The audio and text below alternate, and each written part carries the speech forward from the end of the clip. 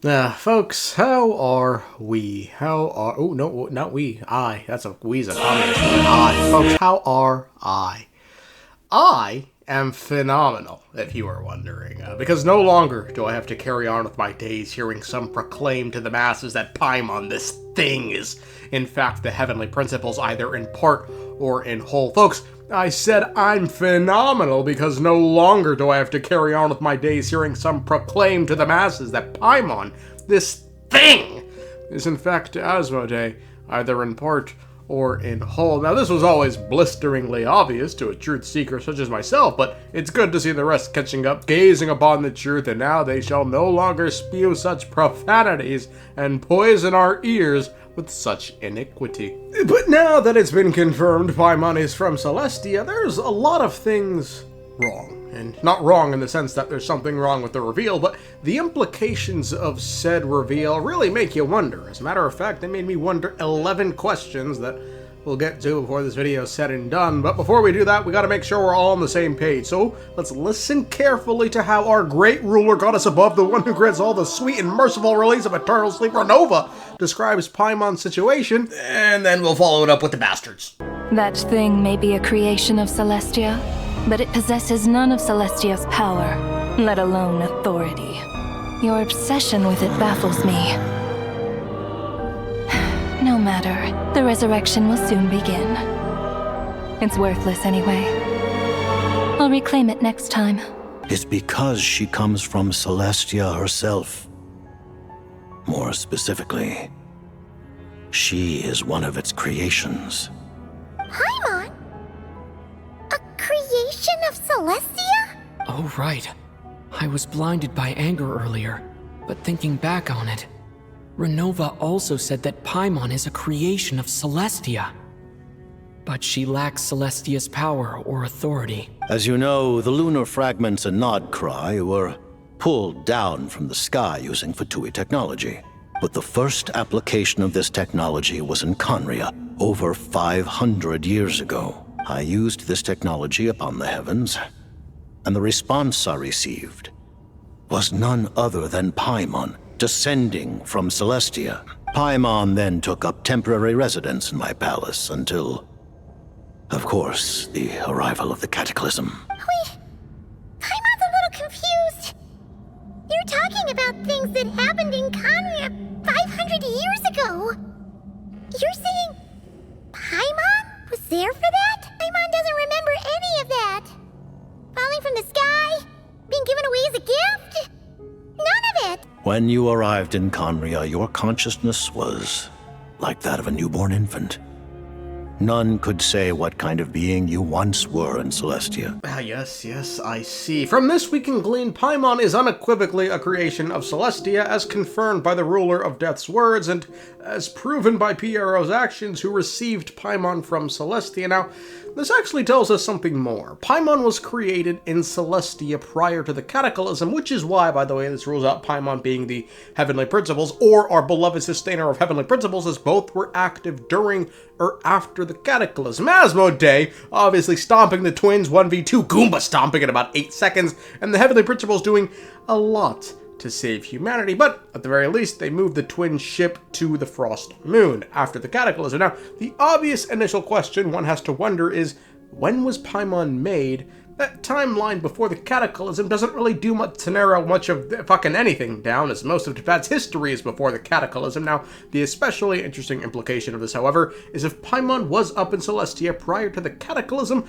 then she shouldn't have been alone, depending on when she was made, as at the very least, archons like Vensi have been to Celestia. Celestia? I'm not sure even I could fly that far.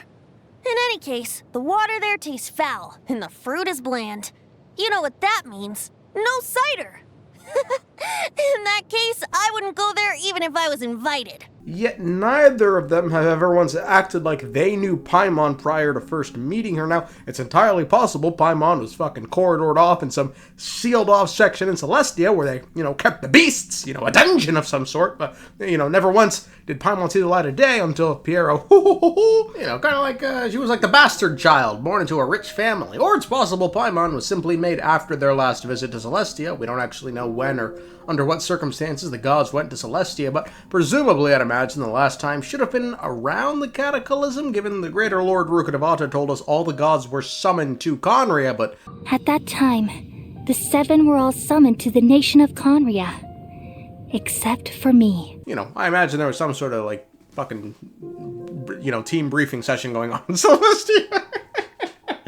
And now, of course, Paimon was already in Khaenri'ah by this point, which even further muddies the waters, because this would have provided the gods another chance to interact with Paimon. Also, really, Paimon's from Celestia. You're telling me, Zhongli, at the very least, couldn't go, there's some bullshit going on here.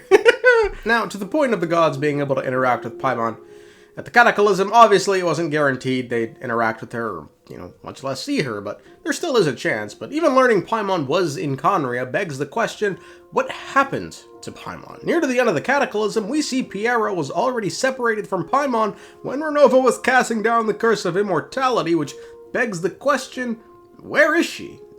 We don't know, and to boot, the next 500 years of Paimon's life are known but to her, or even then, maybe not, because another baffling thing about the Paimon reveal is the fact that she's apparently had her memories wiped twice. First, when she was summoned by Piero into Khaenri'ah, Piero said she had no recollection of her time in Celestia, and then at some point over the next 500 years after the Cataclysm, she too would simply forget about her memories of her time spent in Khaenri'ah with Piero. This is odd. However, being summoned to Khaenri'ah with no memories, there is some precedence for this, as the same thing happened to the Traveler's sibling when they arrived to Khaenri'ah. They had no memories. 500年前、カーンルイエに来たばかりの頃、私は全ての記憶を失ってた。カーンルイエの姫として王宮で長い時を過ごしている間に、やっと少しずつ思い出したの。お兄ちゃんのことも含めてね。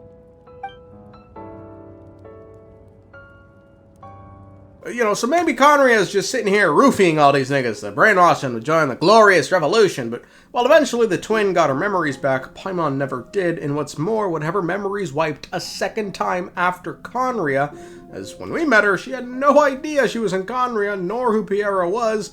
But folks, why is that? This takes us to another one of Paimon's mysteries in the wake of this revelation. Who made Paimon, and for what purpose was she made? All Ronova said was Paimon was a creation of Celestia. Now, with that said, there are only 3 beings we know of in Celestia who have the ability to create life. They are the Shade of Space, our beloved sustainer of heavenly principles, Asmoday, the Shade of Life, Nibirius, fused with the bastard Rhine-Daughter monstrosity, and of course, the primordial progenitor god, Aelin, beyond the stars. Each one of these beings has verifiably made life. Nibirius made the beasts of the earth that populate Tevat, and gods like Egeria. Asmoday made the Watchers over in the Temple of Space, and the heavenly principles made everyone and everything under the sun. Blessed be thy father. Now, I will say Asmoday's creation, like a certain... what's the right word? Warmth, I think, maybe? The Watchers, they just look real blocky. You know what I mean? So I don't think she made Paimon. I don't think she's really capable of that. Paimon, looks like she's made of organic matter. I'm wagering it was either Nibirius or the Heavenly Principles. My personal bet's on Nibirius, because... Not because I have some source in the game that's going to say Nibirius. I just feel like Nibirius has been lacking in the plot recently.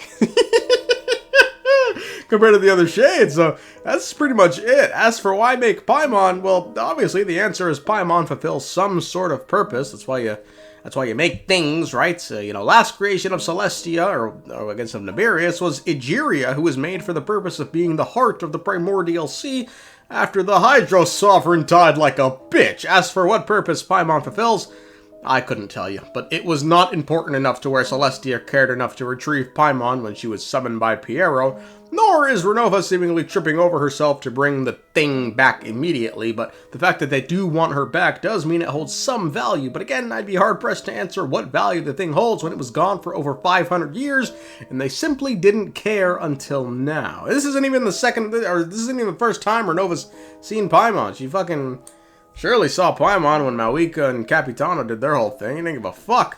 As for Paimon having her memories wiped twice, once, folks, is a coincidence, twice is a pattern. I'm wagering Paimon's amnesia stems from either her purpose or design. Ooh, that could set up an interesting plot point in the future. Paimon's memories get wiped again, and she forgets who the Traveler is. Folks.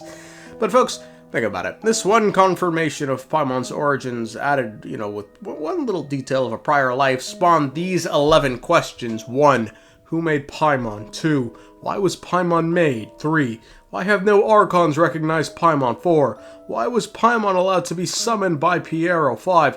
Why didn't Celestia try retrieving Paimon when she was summoned? 6. Why did Paimon arrive in Conria with no memories? 7. What happened to Paimon during the Cataclysm? 8. What happened to Paimon over the next 500 years? 9. How did Paimon end up on the beach? 10. Why were Paimon's memories erased the second time? 11. How much does Paimon remember during the 500-year window from which she was alive? Because, folks, remember, Paimon couldn't believe Dainsleif was from Conria, so to her, being alive that long was incomprehensible. Thus, it seems like she only regained her consciousness recently to being fished by the Traveler. Also, does the end of the quest not sit weird with anyone? Paimon, a creation of Celestia, asking to see Mistelton, a racist weapon, might I add, designed to kill beings from Celestia? I don't know, man. Folks, she's a sleeper agent. Let's just call it what it is. She's a sleeper agent. This ain't the first time we've been warned about a betrayal. This is just the latest clue. If you can't trust the Abyss in this world, who the fuck can you trust, right? Folks, when one reveal spawns 11 questions, something's wrong.